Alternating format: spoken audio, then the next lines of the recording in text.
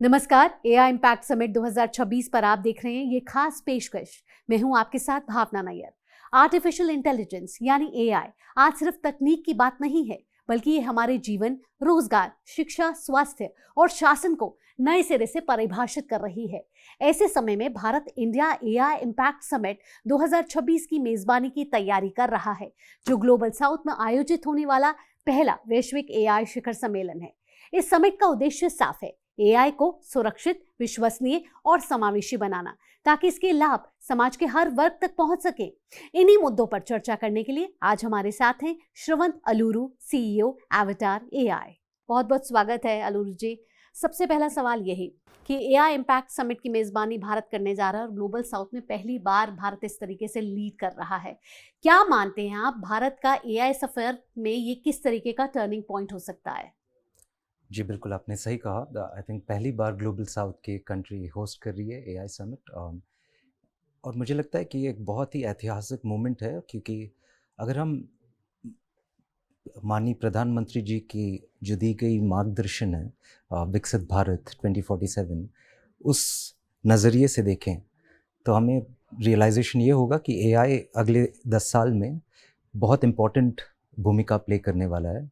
In fact हमारे discussions में हम कहते हैं $1 ट्रिलियन जीडीपी कंट्रीब्यूशन 2035 तक। एंड उस दायरे से काफ़ी इम्पॉर्टेंट होगा भारत को कि वो एआई में लीडरशिप दिखाए।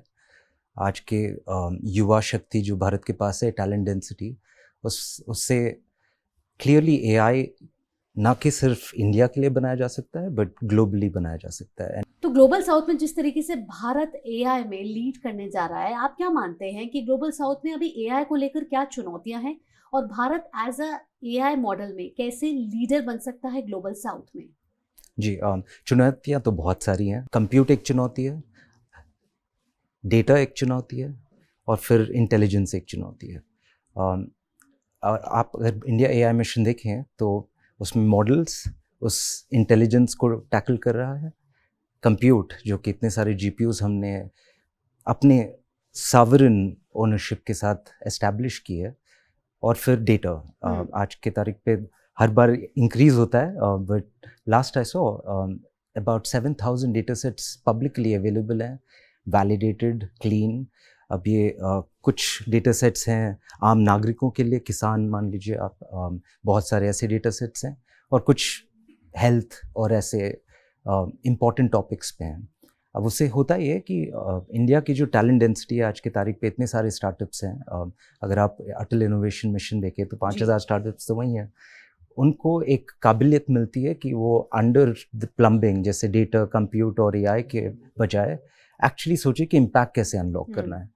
और मुझे लगता है कि इंडिया का अपॉर्चुनिटी, आपके क्वेश्चन पे वापस आके मुझे लगता है कि इंडिया का रियल अपॉर्चुनिटी ये है कि हम एआई को कैपेबिलिटी की तरह न देख के एक सिविक कैपेबिलिटी की तरह देखें, जिसका मतलब है कि एक आम नागरिक की ज़िंदगी कैसे बेहतर हो, उनके प्रोडक्टिविटी कैसे बेहतर हो, अगर वो कहीं काम कर रहे हैं तो उनके काम क्षेत्र में कैसे प्रोडक्टिविटी अनलॉक किया जाए। और ये अगर हम नेशन की तरह डिजिटल पब्लिक इंफ्रास्ट्रक्चर की तरह करें, जो कि इंडिया एआई मिशन का संकल्प है, तो मुझे लगता है कि इंडिया बहुत अच्छे पोजीशन में। और ये रेयर है, अगर आप बाकी किसी भी कंट्री में देखें तो ये इस तरीके से कोई किया नहीं है।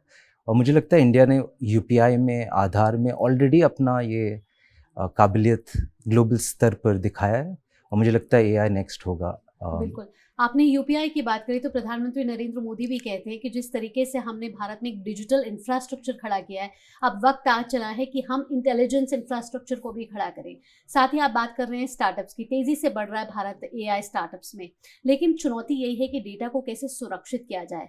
एज एवाटार एआई के सीईओ, जो स्टेट से सेंट्रल वर्कफ्लोज और सेंट्रल इंटेलिजेंस में काम करता है, आप क्या मानते हैं इन सभी अगर मुद्दों को लिया जाए तो भारत का अभी क्या रोल बनता है, क्या दायित्व बनता है कि वो एज अ लीडर और एज अ एआई मिशन को आगे बढ़ा सके?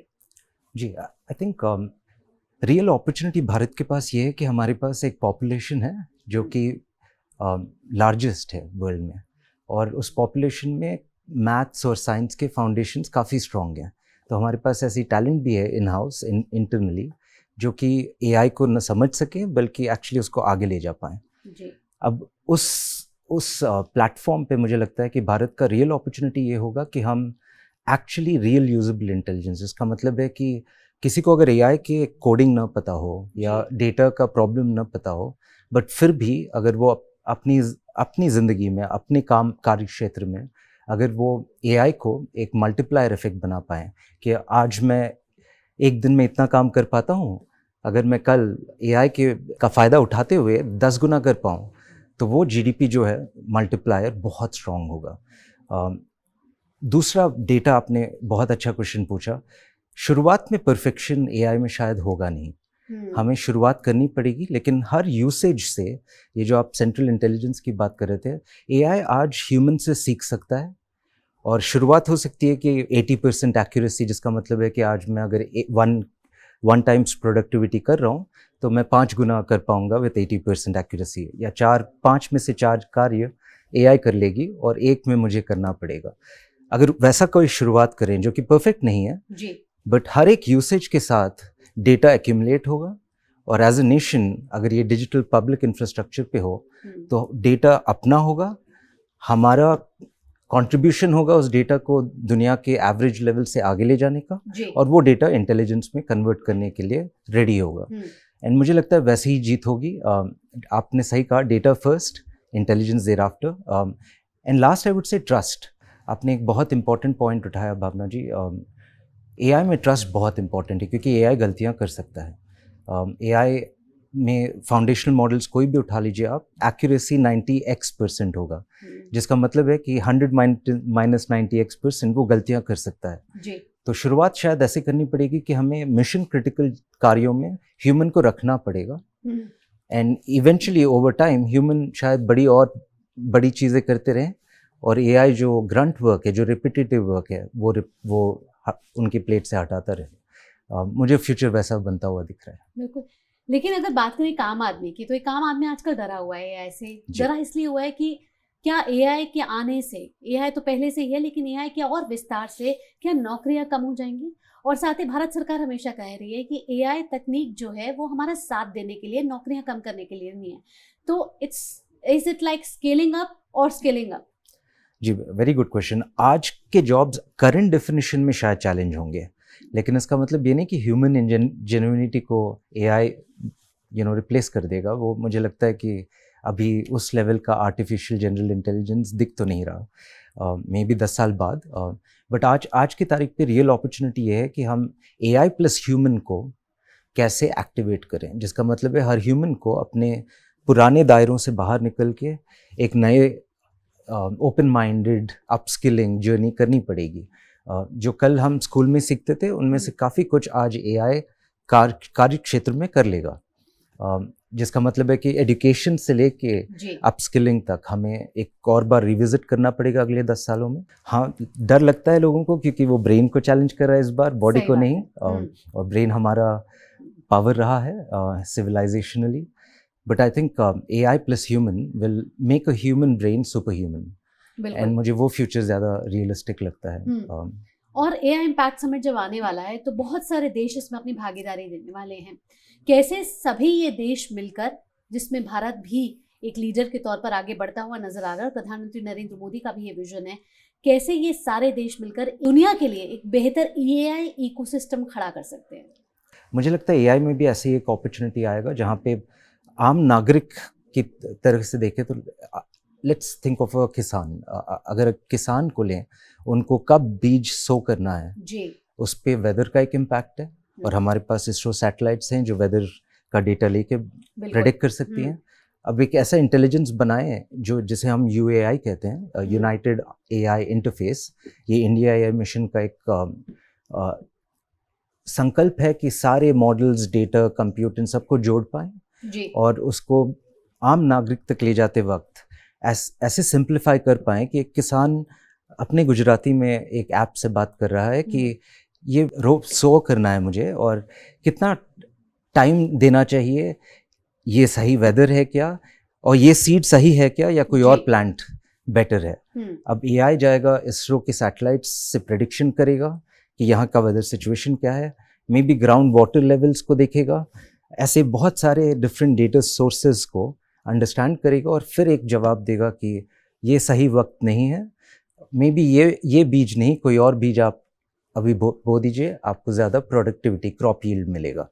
अब उस लेवल पे सिंप्लिफिकेशन चाहिए और उस लेवल पे इम्पैक्ट को टच कराना है कि वो एडवाइस तक सीमित न रहे, बट एडवाइस एक्चुअली बीज डालने का एक्शन में कन्वर्ट हो और उस एक्शन से क्रॉप यील्ड के इम्प्रूवमेंट में कन्वर्ट। सर, आज एआई का उपयोग हम सिर्फ चैटबॉट्स या ओपन एआई के तौर पर कर रहे हैं, लेकिन हमें इससे अब आगे बढ़ना होगा, क्योंकि भारत सरकार ये मानती है कि आप गवर्नेंस में से इस्तेमाल करना चाहिए और बहुत सारी चीजों में एआई अब हर क्षेत्र में एंटर कर रहा है। कैसे इसे और एक्सपैंड करने की जरूरत है? जी, आई थिंक पहला गोल ये होगा, एक मिशन होगा कि सब कुछ ओपन हो, by India for India, right. वो प्रिंसिपल इंडिया एआई समिट में दिखेगा आपको। सारे फाउंडेशनल मॉडल्स ओपन हैं, सारी एप्लीकेशन लेयर ओपन है, और इवन बिफोर दैट जैसे माननीय मंत्री अश्विनी वैष्णव जी कहते हैं 5 स्टैक्स हैं एआई के, और उन हर एक स्टैक में इंडिया गवर्नमेंट ने वो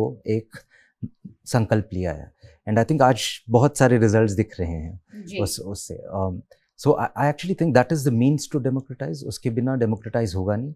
एंड दूसरा अप्रोच ये होगा कि यूज़ केस कैपिटल बनाना है भारत को, मतलब एआई एक मॉडल और एक एक्यूरेसी बेंचमार्क ना हो, बट एआई एक्चुअली हर दिन हर एक नागरिक की ज़िंदगी बदल रहा हो, और उसके लिए वैसा डेमोक्रेटाइजेशन के लिए एप्लीकेशंस लाने पड़ेंगे, सेक्टर स्पेसिफिक एप्लीकेशंस लाने पड़ेंगे, और एफिशिएंसी पे काम करना पड़ेगा। मुझे लगता है भारत ग्लोबल स्तर पर एफिशिएंसी, जैसे इसरो ने स्पेस में किया, उसी तरीके से भारत एआई में एफिशिएंसी पे क्लेम कर सकता है, क्योंकि आज हमारे पास शायद बहुत सबसे ज़्यादा स्मॉल लैंग्वेज मॉडल्स आ रहे हैं जी। पूरी इंडिया एआई मिशन में सारे मॉडल स्मॉल हैं, जिसका मतलब ये है कि किसान को पे नहीं करना पड़ेगा।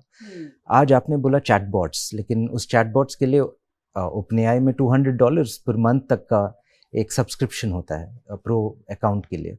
अब वो एक आम नागरिक इंडिया में एफर्ड नहीं कर पाएगा, तो हमें उस एफिशिएंसी को इस स्तर पर लाना पड़ेगा कि एक आम किसान भी अपने कार्य में उसको यूज कर पाए। तो मेरा आखिरी सवाल अब आपसे ये है कि अगले 5 से 10 सालों में आप भारत को एआई इकोसिस्टम में कैसे आगे बढ़ते हुए देख रहे हैं? क्योंकि अब आप किसानों की बात भी कर रहे हैं और इंडस्ट्रियलिस्ट की बात भी कर रहे हैं, तो दोनों किसान और इंडस्ट्रियलिस्ट काम करें और एआई सिर्फ यूज करने के लिए ना रह जाए, हमारी इकोनॉमी को भी आगे बढ़ाने के लिए काम करे। जी भावना जी, बहुत सही कहा आपने। विकसित भारत 2047 हम सब का कॉमन शेयर्ड पर्पस है। यहाँ पे अगर उस तरफ पहुंचना है, तो जैसे आपने कहा, एक तो सिटीजन्स, नागरिक प्रोडक्टिविटी की बात आ जाती है, एक आता है एसएमईज और एंटरप्राइजेस की इंडिया में, उनको कैसे हम ग्लोबली कॉम्पिटिटिव बनाएं और कैसे एआई प्रोडक्टिविटी और एफिशिएंसी से उनको 10x प्रोडक्टिविटी पे ले जाएं। और तीसरा होगा गवर्नेंस। मुझे लगता है ये 3 डिफरेंट डिमेंशंस हैं, तीनों में एआई उतना ही महत्वपूर्ण है और उतना ही इम्पोर्टेंस के साथ हमें डेमोक्रेटाइज करना पड़ेगा। तो इस विशेष बातचीत में हिस्सा लेने के लिए आपका बहुत बहुत धन्यवाद। Thank you Bhavna ji, thank you. आज की बातचीत से ये साफ है कि एआई सिर्फ तकनीकी प्रगति का विषय नहीं है, बल्कि भरोसे, जिम्मेदारी और समावेशन का सवाल भी है। India AI impact summit 2026 Bharat के लिए एक ऐसा मंच है जहां वह दुनिया को ये दिखा सकता है कि तकनीक कैसे मानव केंद्रित, सुरक्षित और विश्वसनीय हो सकती है। नमस्कार।